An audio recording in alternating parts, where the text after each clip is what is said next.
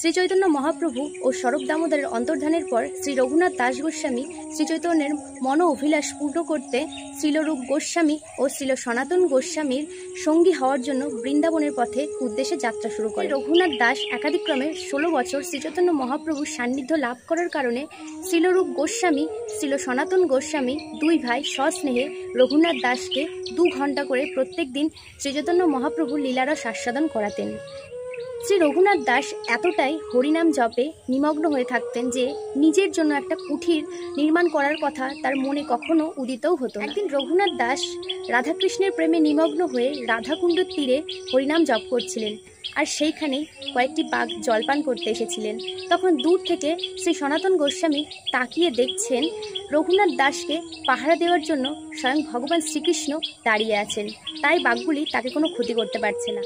এইরকমই আরেকদিন রঘুনাথ দাস রাধাকুণ্ডের তীরে তপ্ত রোদের মধ্যে এক মনে এক ধ্যানে হরিনাম জপ করছিলেন, আর সেই রঘুনাথ দাসকে তপ্ত রোদ থেকে রক্ষা করার জন্য স্বয়ং রাধারানী নিজের আঁচল দিয়ে ঘামার্ত অবস্থায় তাকে রক্ষা করছে।